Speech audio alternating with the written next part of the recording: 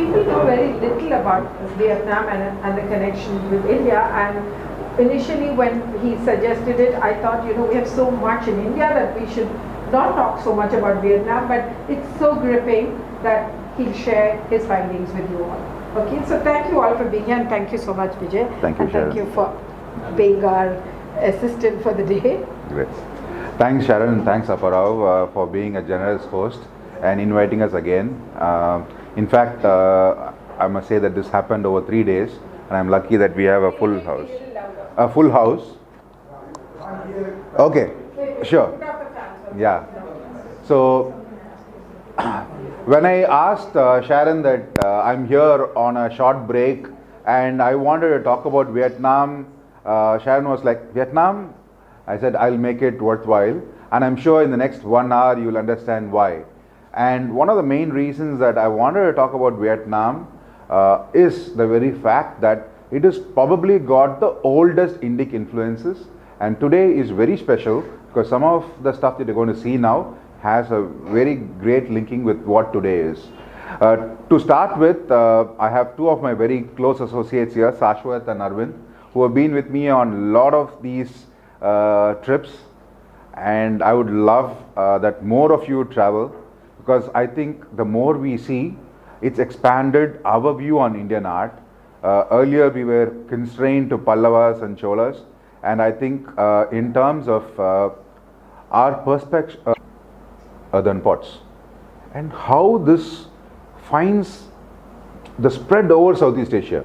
This concept of burying dead in large earthen pots has something that has not been studied at all. So I would request young students here to go and look at this very important parallel that is seen across Southeast Asia, where from why did this change happen? When did we start burning our dead? From when we started putting them, what is the sizes? Are there comparables between the jars that we find in Tamil Nadu, Central India to this? Is something that I've searched the net, there's no research available. Of course, the charm script has its own set of questions, which in further light, this is not the forum, but the moment you see it, I know eyes light up, Pallava Grantha.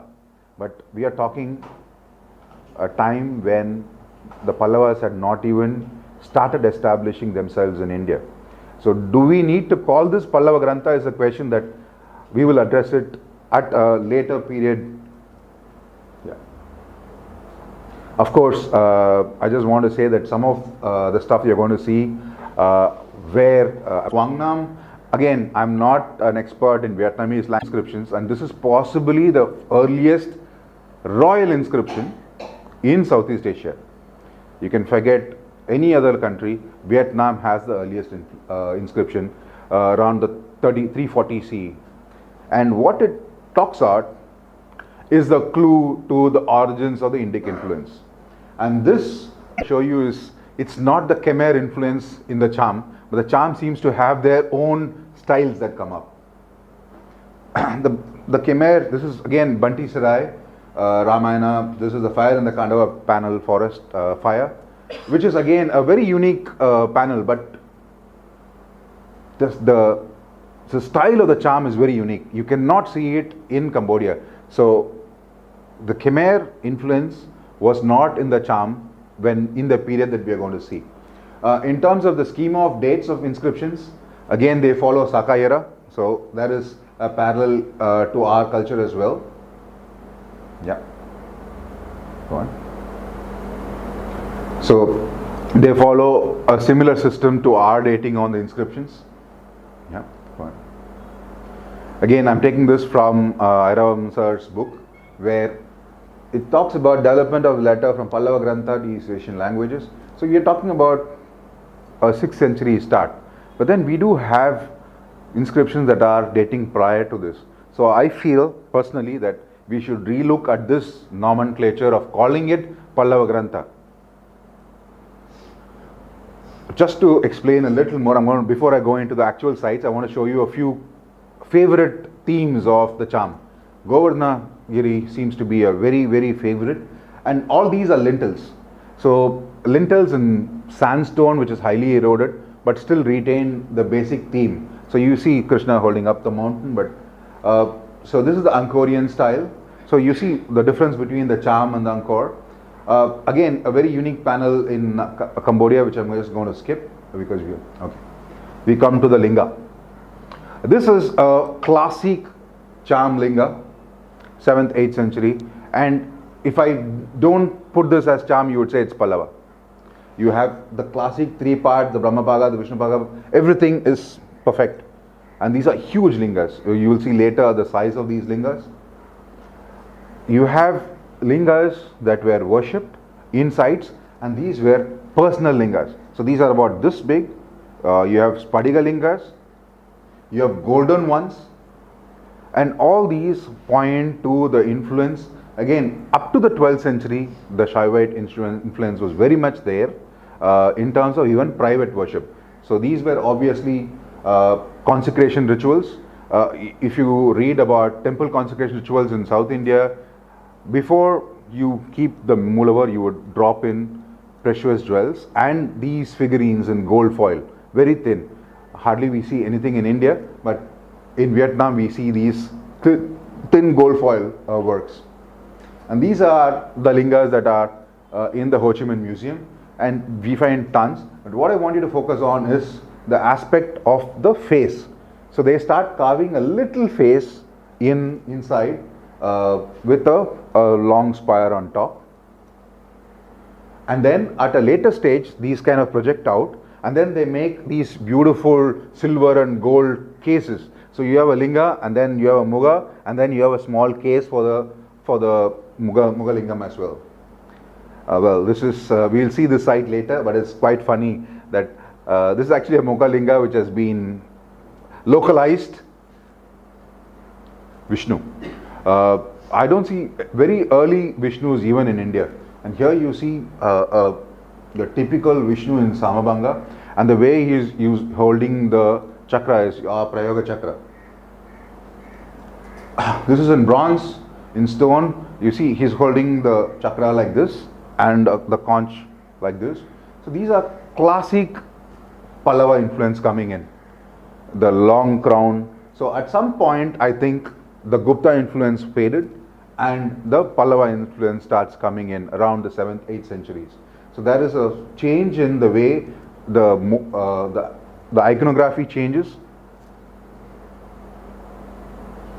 And then we see a profusion of these Sayana Perumals with Brahma coming out as Nabija. So you see actually the Brahma is broken out, but it's quite funny that the sculptor has, of course the lotus leaf, I didn't take the weight of the Brahma. You have two of them holding the lotus stalk, and then the Brahma would have been on top. Line drawing just to show the effect. And more interestingly, most of the sculptures in the later date, the 8th and 9th centuries, have big moustaches, which is, we don't see it in India. You will see Shiva, Vishnu, everybody start having manicured moustaches. It's not just moustaches, trimmed moustaches. So these are Parmentier photos which have been matched to it, and here you see Vishnu himself holding the star. And these are the sizes. So these are lintels which basically have fallen apart, but well preserved lintels. Any guesses who this deity is? Okay, it's a trick shot. The next will easily make us identify that.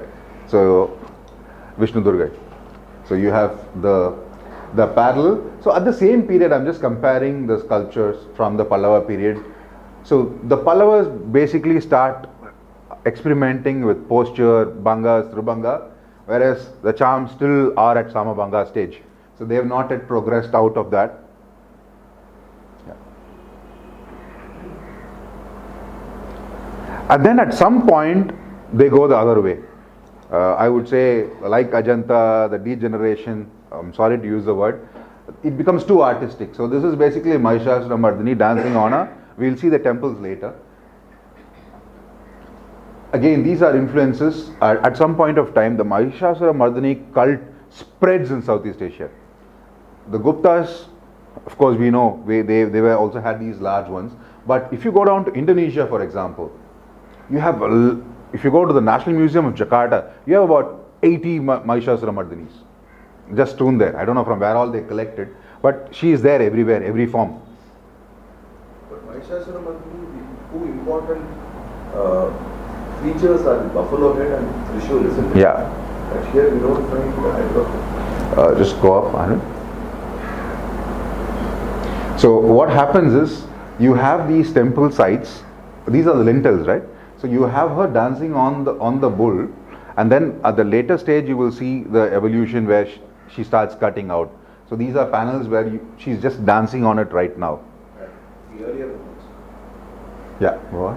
Where you introduced? Where she's standing on the head of, so it's Vishnu Durgai, where we, yeah, you see the head there, yeah, yeah.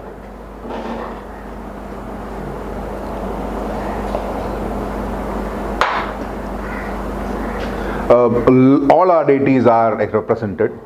Don't ask me how she is tagged as Uma. Okay, maybe she's a little more fierce. So, no. So she is still fierce. A lot of these head cut are there, so we call her goddess Uma, whatever.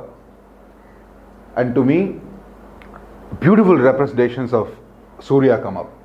And this again is a representation of the growing Indian influence. The early ones, you have only Shivalinga, Durga, and slightly later you get all our deities coming in. Around the 7th, 8th centuries, you find the entire pantheon, and of course our cute Ganesha is coming in. Beautiful guys. In fact, one of our commenters on Facebook had asked for Gadalakshmi. Again, Gadalakshmi starts occupying the lintel as early as the 8th century in the charm structures. Finally, dancing Shiva. So, again, very stylized version and huge. And these are not costums, these are lintels. So, the lintels you have to look up. So, we are not looking at it in the right perspective now. So, imagine he's at 10 feet, him dancing. I think it will be a better representation, it will do justice to the artist. This is in the Hanoi Museum. And this one is probably one of the three which I consider the masterpiece of charm art. Such a beautiful carving, and for some reason she mutikal potundruga. She is not sitting on his lap. So I presume that must be a representation of Ravana Anugara Murti, where when the mountain shakes she jumps. So this could be Shiva with Uma jumping onto his lap, which has been stylized in that way, because otherwise it's going to be a very comfortable posture for both of them. The best. Could be a queen, could be Uma. One more. Yeah. Such a stunner. She's about this big. She just speaks to you. I would say that this is the pinnacle of charm sculpture.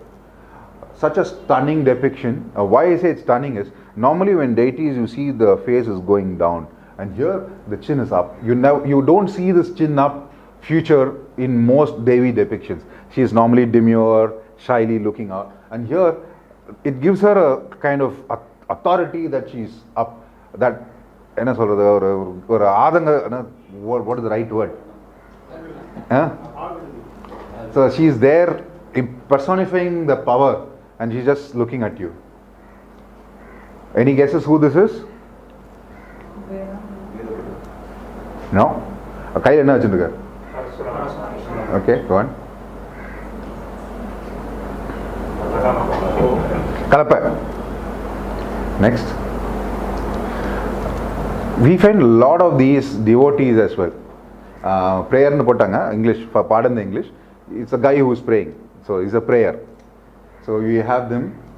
And then for the musically inclined, there are tons of these stylized depictions of beautiful dancers. This is actually on like a lintel where these dancers are portrayed, and they are in raptures basically. And the way they are bent up and they're just enjoying the music. And then just go on one up.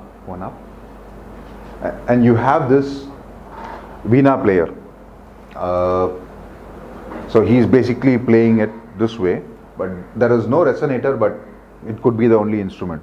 நம்ம கோட்டாங்குச்சி வாத்திய மாதிரி ஏதோ ஒன்று வாசிச்சுட்டு இருக்காங்க. And then you have these kings who have been entertained. So you have these lot of these panels. So nama kombu udra on the side. So they basically the long flute, and then there are dancers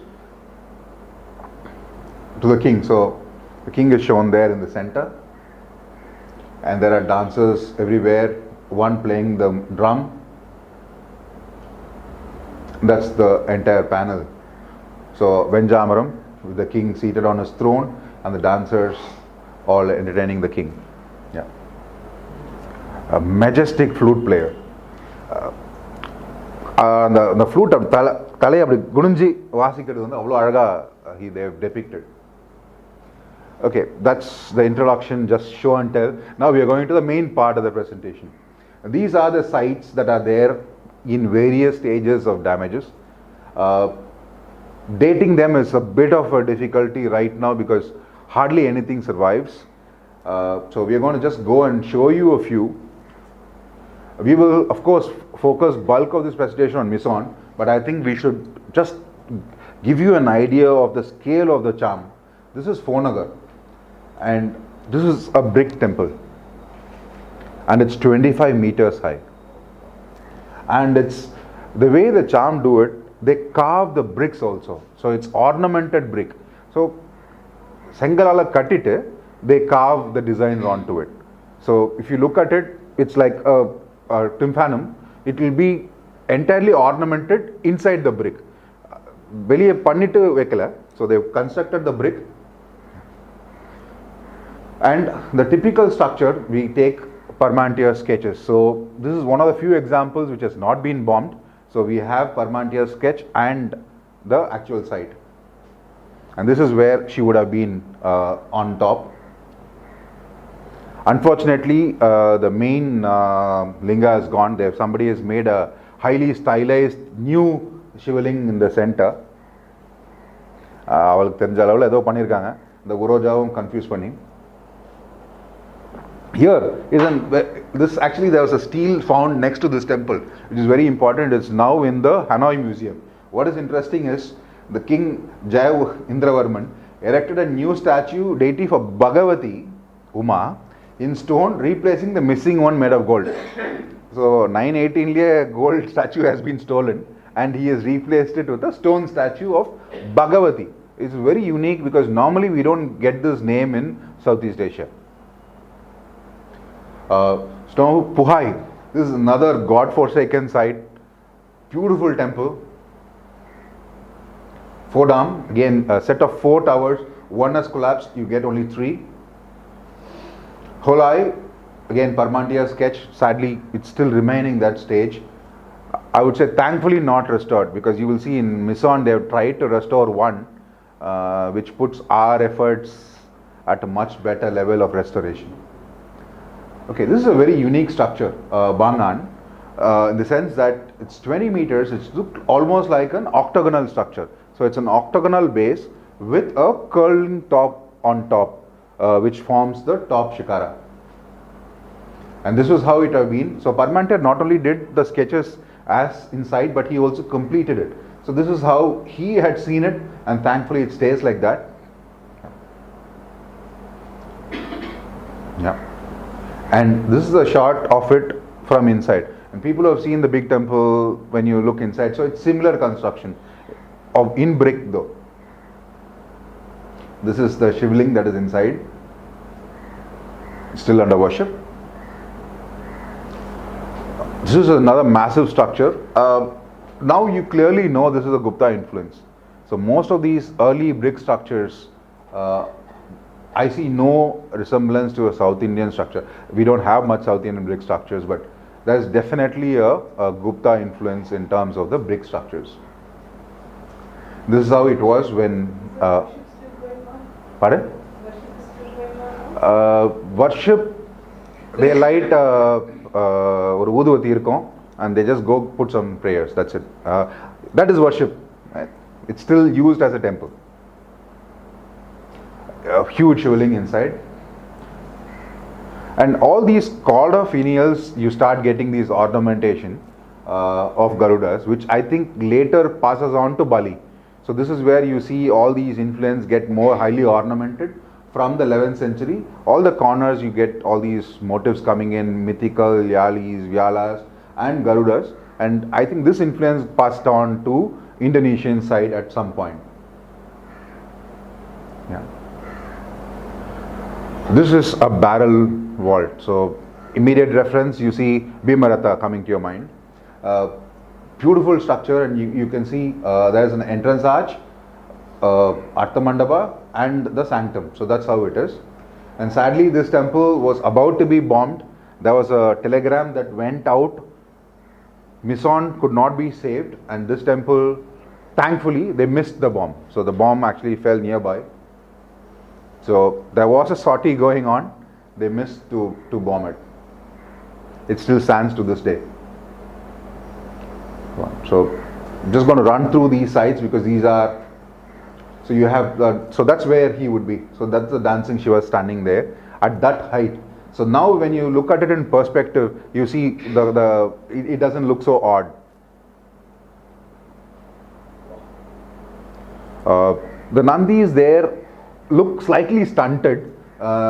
நம்ம ஊர் மாதிரி அவ்வளோ திமில்லாம் அவ்வளோ இல்லை, but அப்படி கொஞ்சம் compress பண்ண மாதிரி இருக்குது, பட் நந்தி இருக்குது. So there's this, and this is our Mukaling. அதுக்கு ஒரு வியட்நாமீஸ் தாடியெல்லாம் கொடுத்தாங்க. So it's mad, so if you remove all that, this is how it is. So அந்த பெயிண்டிங்லாம் எடுத்தாக்க you will see the original Mukaling there. So some form of Vietnamization of the Mukaling has happened. Gerai from the top before it, when the bomb missed it. This is again another wooden structure that you have at Barnet. Again, this site was heavily pillaged and robbed. The main structure remains.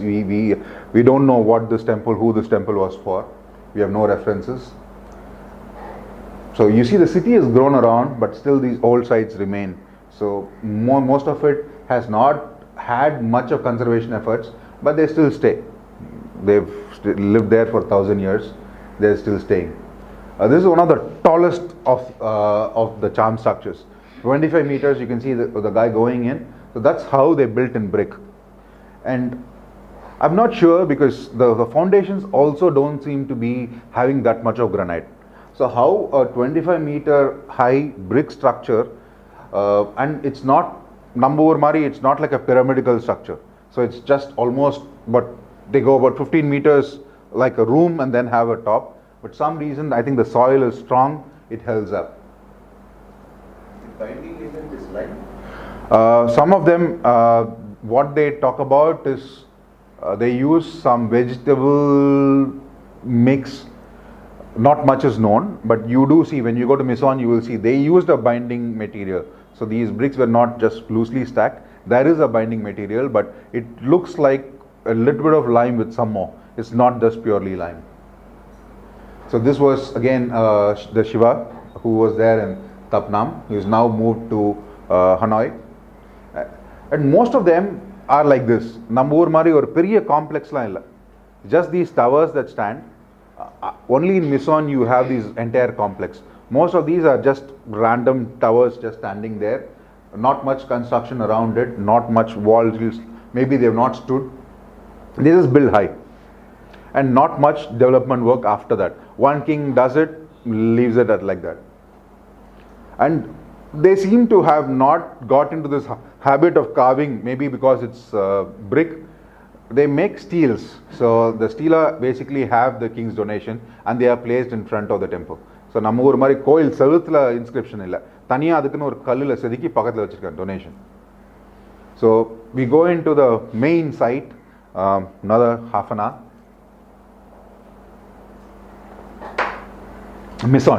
Mison today is in central Vietnam. You have to go to Da Nang. You can fly to Da Nang from Singapore and from Thailand.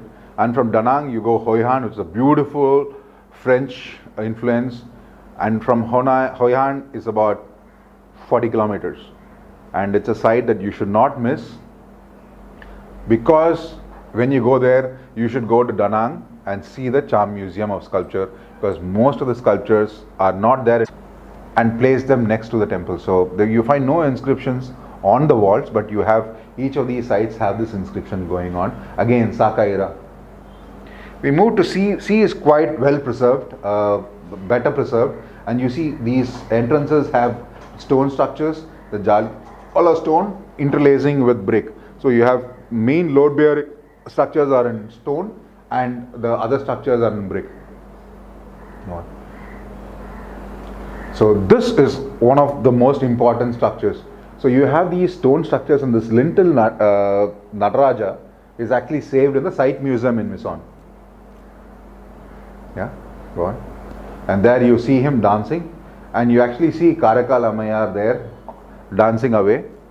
And this lintel is sadly badly damaged, but you can clearly see Shiva dancing, Nandi seated, there's a drummer, a flute player, and then on the corner you have Ammayar on the cymbals. Go on.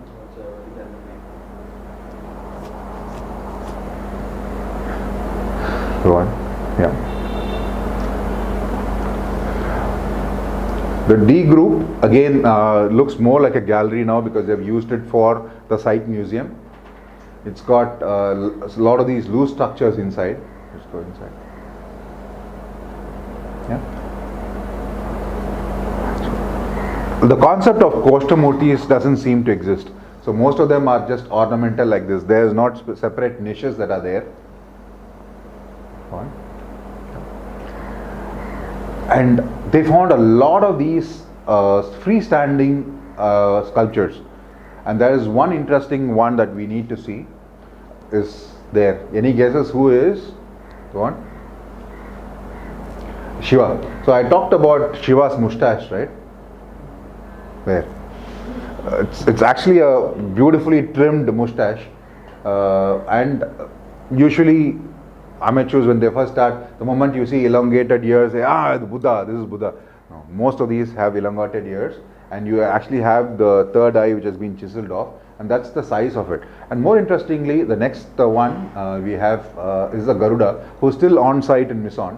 And what is interesting is this Garuda has the classic Virasana posture. This is the Met Garuda from Pandya region. So you can see this is the Metropolitan Museum in New York. You can see here he doesn't have his wings, but the postures, the Naga Abharanam was all there. So we know he is Garuda. So from that time to this plastic art. So in the 8th, 9th, 10th, you have beautiful these freestanding sculptures. After that it becomes rather cartoonish. This becomes like an illustration for Amachitra Kada. So you have a lot of these come up. And what you have to see is this example, I'll just go up one bit. So here you see how they had this wedge for all these deities that goes like a socket that goes into the Pidam. So this is how they were slotted in. His head is gone.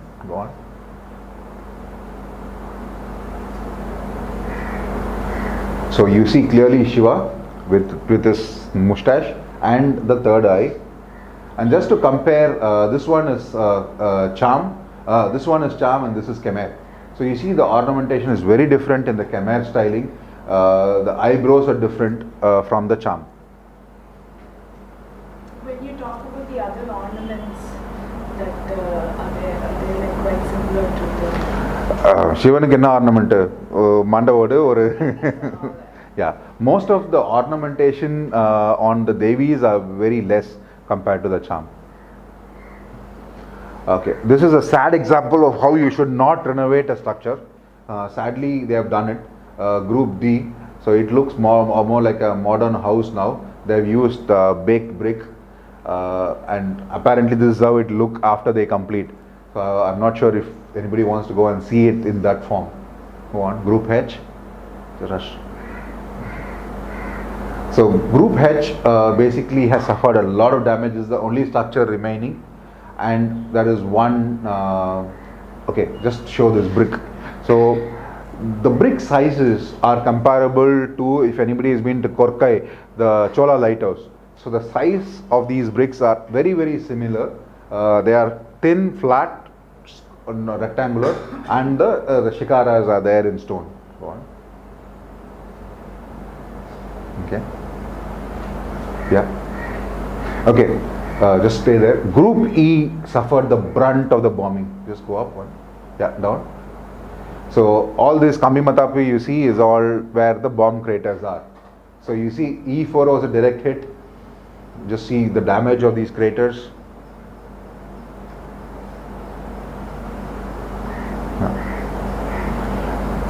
Thankfully the French, when they excavated it, moved some of them. So this was what we saw earlier was there in E1. So you clearly see that the lintels were different for the Shaivite shrines and the Vaishnavite shrines. Shaivite shrines, it was Durga, Nataraja. For the Vaishnavite shrines, you had Sayana Perumal occupying the lintel. Yeah. This is a brilliant altar that is now in the Danang Museum of Sculpture. All rishis in various forms, devotees, Mukali sitting down. We all talk about a flute player, somebody relaxing. All these are there. And then the peace resistance. Vishnu on Garuda. I don't know whether to say it, thankfully in the Musée Guimet in Paris. It would have been at the group E7, E4, all of them completely damaged. And this is a very unique player, again, E5. So there was a separate temple for Pulayar around the 7th century in this site, and you actually see him standing there with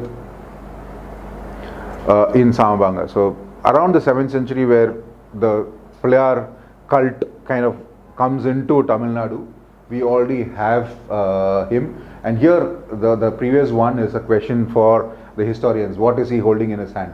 Just go up. This is a 7th century sandstone Pulayar. He's holding a cob of corn. It looks like it. Yeah.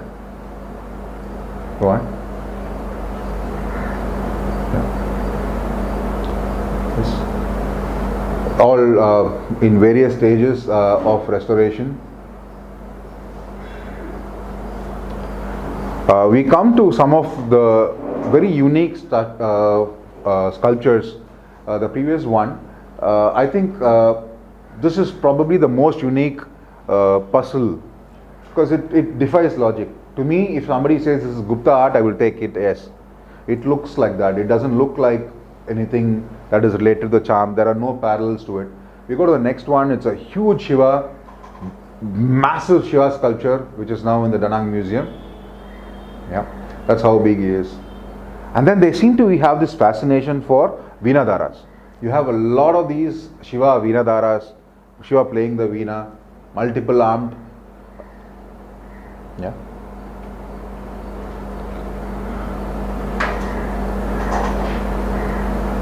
Just to compare it with Kanji Kailasnatha Veenadara, Badami, Kailasnatha again. So most of these, you have this resonator that seem to be against the left breast. They just keep it on the left breast.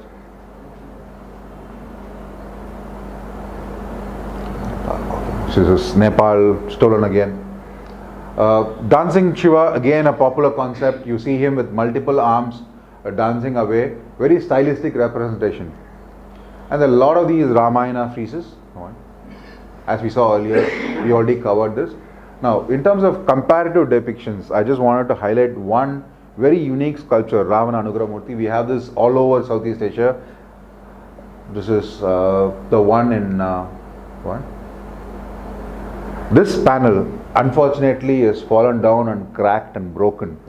And this probably is the best depiction of Ravana Anugrah Murti I have seen ever. Just for this one reason, we just go in as it was excavated. This is how it looked. Now, what is unique in this form is, usually the way the 10 heads are shown, normally in India you have them like this. In Khmer you have them go up like a spire. Here, I don't know if when I was young they used to have this Limca book of thing where you just push the book, you will have active figures. So the face is actually depicted. Go on, one more. Yeah, just put up. Yeah. So this is how they have depicted the 10 heads. It's like a stack of cards come up. So it's a very unique. I've never seen such a depiction of Rana Anuvamurti anywhere else. How on a relief they have creatively used the space. Does he have an extra leg? Pardon? The leg. Okay, it's dynamic sculpture, so he's lifting it and then he is crushed. So that's how it's basically him trying to lift and then he is being crushed. So if you take that part, you forget the center portion, it looks as though he's trying to lift it. So when he is failing in, his leg goes down. Again, the famous panel just to show you in Bantisarai, where you have the 10 heads go up on the head of Ravana, where they've shown. We don't have this arrangement in India, but the charm is very special. And this again, initially I thought it was Ravana, but then if you count the number of hands, there are hands missing. So it could be a Buddhist depiction of Mara. We have a lot of these. So we've seen bulk of the Hindu icons. I just wanted to touch a bit on the Buddhist icons. Huge Buddhist icons that are there. This is again Shiva. And this was an object that was stolen and it was repatriated back. It was inscribed. So they have this habit of inscribing. So anything in stone, it's free game for them to inscribe. So stone, if they find a stone pillar, they will inscribe. So in this case, this is the back of the deity. So they used it because they can't use the brick because it's going to go off. They used to inscribe. This was stolen from the museum and finally came back to the museum.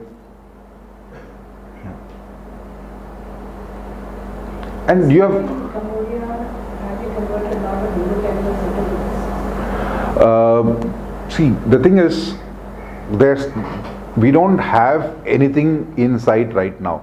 What is remaining is the Hindu temples. The Buddhist deities are basically mostly from excavations.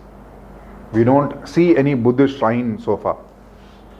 And a lot of these miscellaneous warriors, door guardians, having all these weird, so there's a buffalo from whose head somebody is coming up, huge sculptures that are there. And interesting is, I told you, I have this, whenever I see an old photo, it becomes a hobby for me to trace where these photos are. So I managed to find all them except the one on the right, the kneeling door guardian or kneeling whoever. So I was in a museum in Europe and the curator is a good friend. He said, "Oh, you want to see Indian stuff? Why don't you come and see my charm stuff?" So we went there and she was sitting there. So, it's dispersed art. He is sitting there. Okay, go on. So these photos are important evidences. So the photos serve a very unique purpose. So we managed to find all of them. Go on. So just to show you a few more dancers.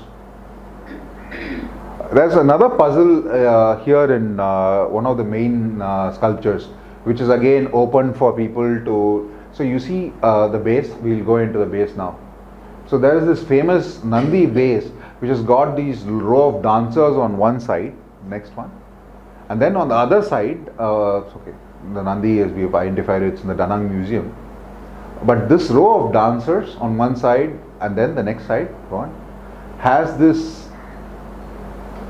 Yeah, go on. Some more. Yeah. Okay, one more. Put it. Yeah. Now, what is the storyboard is something that we have not been able to decipher so far. Does it represent Krishna Leela? Somebody said in the next slide you will see a baby crawling. So we don't know what this depicts. So it's something that can be taken up for study. Go on. So there are a lot of these depictions. We don't know what these depict so far. We have not been able to decipher this.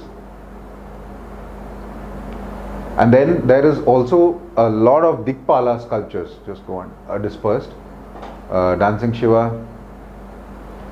the Dikpalas. You have all of them with their Vahanas clearly indexed. Go on. Again, around the 10th century, you have all of them here with their Vahanas.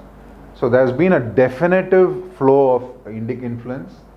Not only that, you have this huge Buddha with his tympanum as well, and then again they follow somewhat similar to Amaravati and Sanchi if you look at the depictions of the visitors coming in. Yeah. Now we are almost to the end, and this is a very unique bronze. So as usual, it was excavated.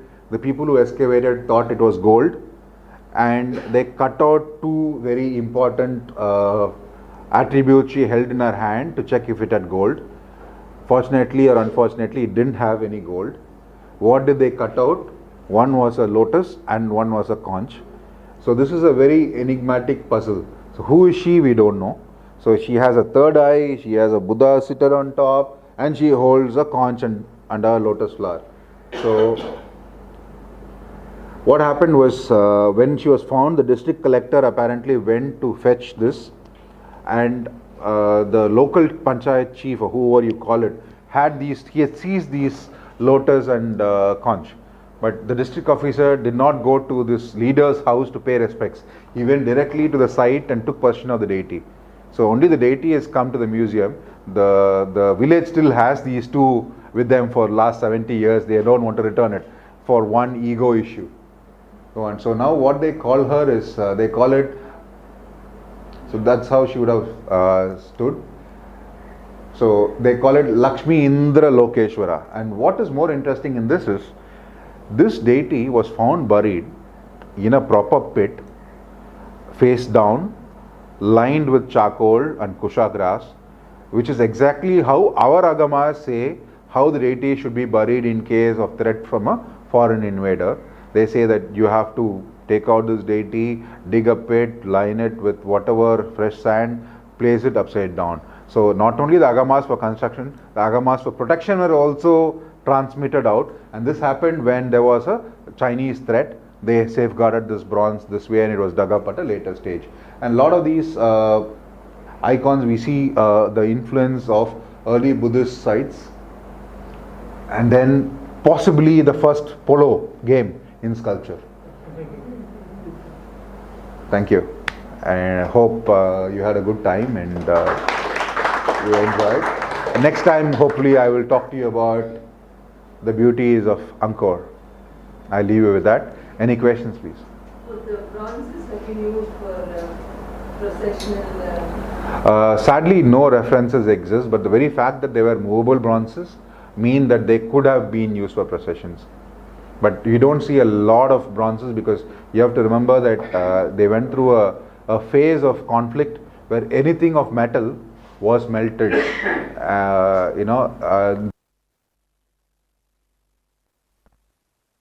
So anything that was left by when you're looking at a prolonged conflict, nothing survived.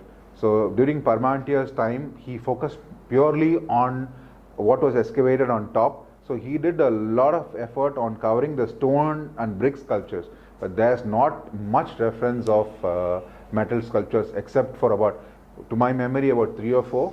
And most of it, because they've been not only during the American War, even there was a lot of conflict between the Cham and the Khmer at a later stage, and the Khmer were victorious at some point of time, and later the Chinese came in. And during war, metal seems to be the first plunder that can be easily carried out, and sadly we don't have much examples.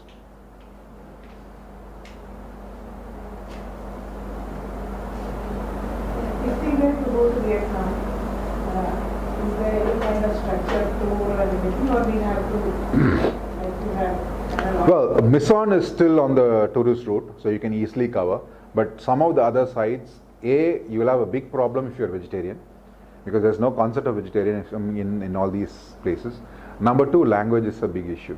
So I would say that you need local help to travel, because public transport is still not that much there for some of the other sites. Mission, you can definitely go. I think we have some friends who have just gone. It's pretty much accessible. Hanoi, the museums, of course, they are tourist friendly, but some of the actual sites, I'm not saying, even in India it's the same problem. They don't even know. We go ask villagers, they point us new temples, they don't know that there exists an old temple. So I wouldn't blame it, but it's very difficult to find. So we have spent, I would have spent close to 3 days to just find out, because the problem is you spell out the name, it's different, because they pronounce somewhere different. So you have to ask them old, how much of old they remember. So it's quite difficult to go to some of these offbeat sites. The reference for these sites is the Parmashiyar's book. Does he mention the sites? See, the problem is most of it, because Vietnam's GPS is still not great, so we have not been able to track some of these sites on GPS tags. So only the cities are known. So once you reach the city, you have to ask around. It's still not open. It's a communist state. So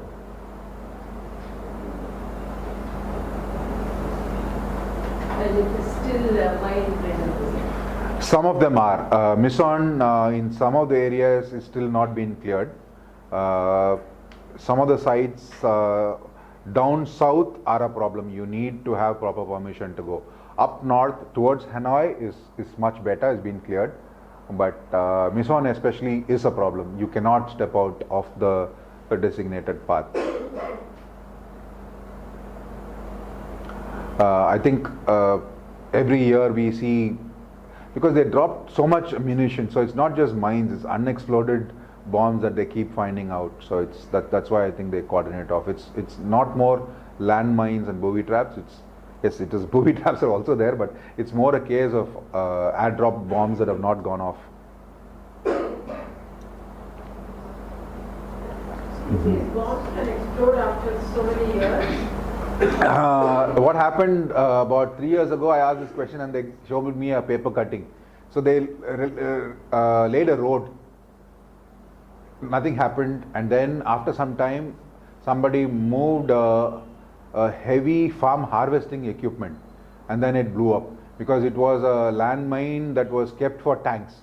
So it requires a certain weight to go on for it to go off. So even the road roller, I think they use a Chinese road roller, it was not heavy. But when the farm harvesting equipment went over it, it blew up. So that's the problem with bombs, I think, they don't go bad. Well, Vietnam, Cambodia too is the same problem. Cambodia, the issue is landmines, which is much more riskier. Okay. Thank you, Sharon. Thank you. Sorry. Thank you so much. Yeah. Now, Gupta influence in the 3rd, 4th centuries, and afterwards there seems to be a linkage to the Pallava clan.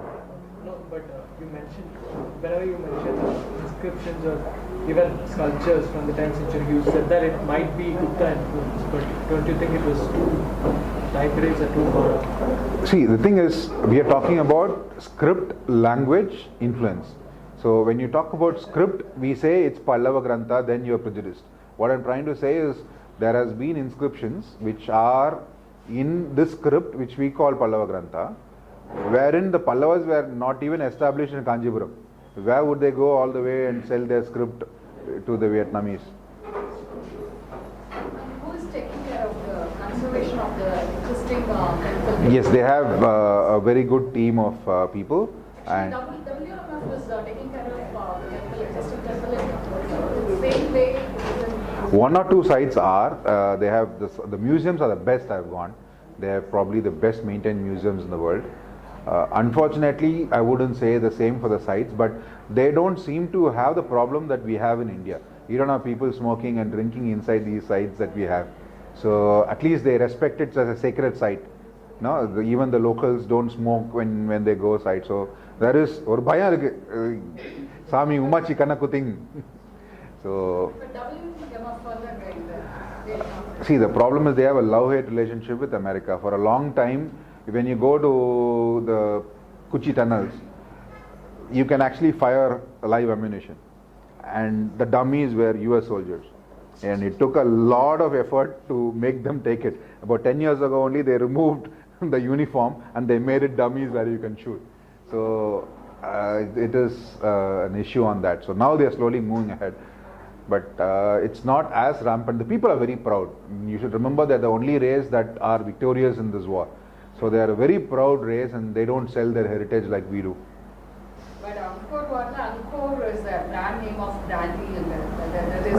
See, Angkor is to me, the conservation is all tourist driven. It's all money making. And it's too commercial, and the way they have made up all those spaces that have been looted. Today you go to Angkor, whatever you see, 1% is original. Rest all is man-made, cemented. The bulk of the statues are either in Phnom Penh Museum or in museums overseas. So actually you go to Angkor to see the structure, that's it. Not one statue there is, even the leper king is a replica, it's a fake. So they don't name it also. Thank you, Sharon. Thank you, ma'am. Thank you, everyone. Thank you very much. Hope, Thank you all for being here. hope it was worth. It was fabulous. When is the Angkor trip slated? We will let you know. Sir, actually, I want to show the pictures of Angkor what we have taken from the museum. I thought this session is not for that, that's why I just He came back because of us, our effort. So we are in touch with the museum director. So I thought of that, please explain this too, because you are having one more session for them, then I will come for them. The restitution is a separate session for that. It was a back lead, didn't come easy. So we are taking the board for that. Poker, we